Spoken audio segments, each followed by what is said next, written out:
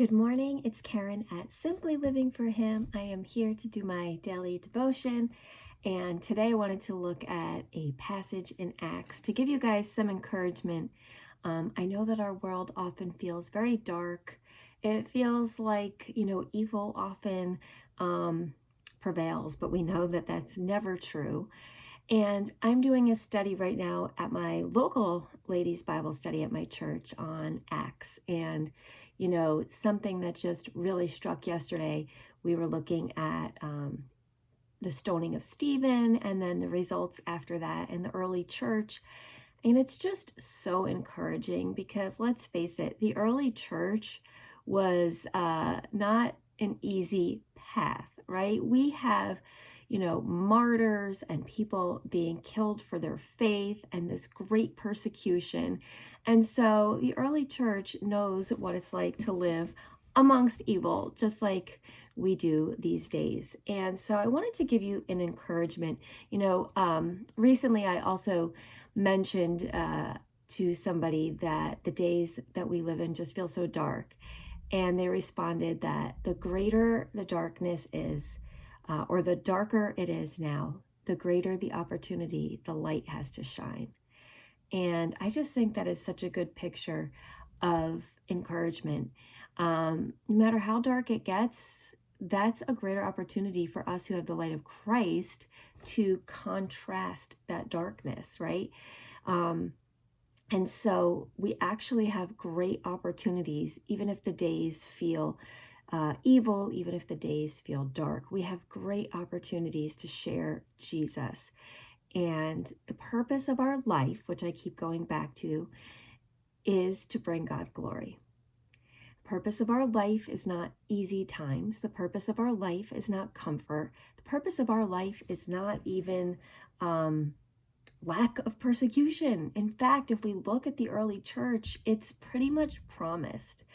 And we may not be persecuted in our region of the world as some Christians are, but there are in some regions. And you know what? We always have to be prepared for what might be coming.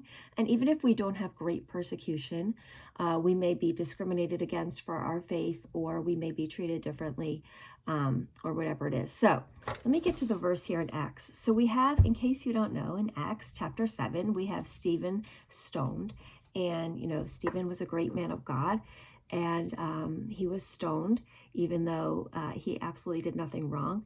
And at the end, when he's being stoned and he's being killed, he actually, I'll just read it here because I just love it so much. He actually says, behold, I see the heavens opened and the Son of Man standing at the right hand of God. But they cried out with a loud voice and they stopped their ears and rushed to gather at him. So here we have the people stoning him. They're just almost like plugging up their ears because they don't want to hear the truth. They don't want to know that actually Stephen has a vision right here of Jesus. And he says, then they cast him out of the city and stoned him. And the witnesses laid down their garments at the feet of a young man named Saul. And as they were stoning Stephen, he called out, Lord Jesus, receive my spirit. And falling to his knees, he cried with a loud voice, Lord, do not hold this sin against them.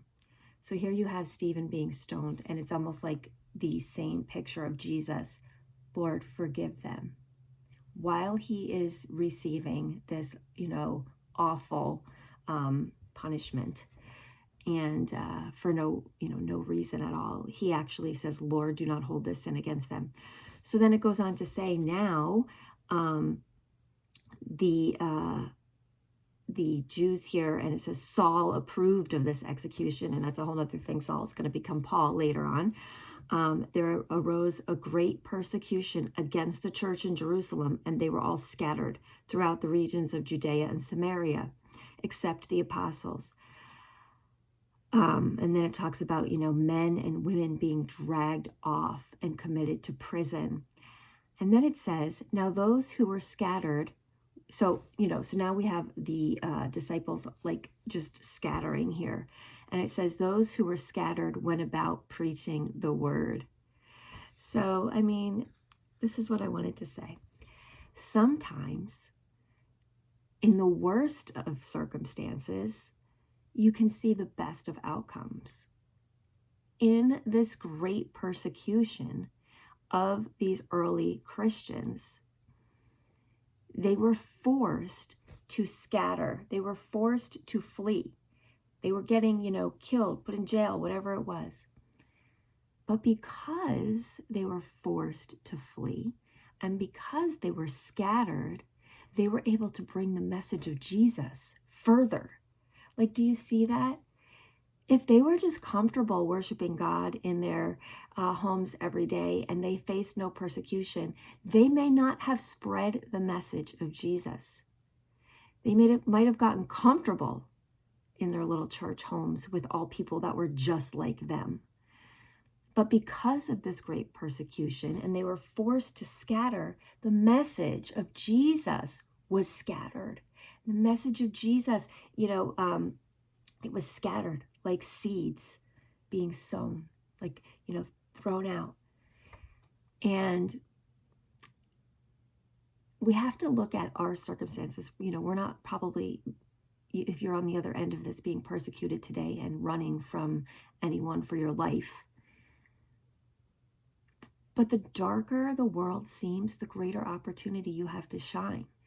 And if your circumstances are difficult, you can look at that and say, Lord, how can I scatter your seed in these circumstances? How can I shine the light of Christ in the dark? It says in the Old Testament back there with Joseph and his brothers, what you intended for evil, God intended for good. God's story is a story of redemption, and nothing is going to be without a purpose. Even Stephen's life here, even though he gave up his life as the first Christian martyr, look at the results. Even though these early Christians were being scattered, look at the results. So I just want to encourage you today, no matter what situation you're in, remember it's an opportunity to shine the light of Christ. I hope this encourages you today. If it does, let me know. And until the next time, I wish you all the blessings and joy in Jesus today.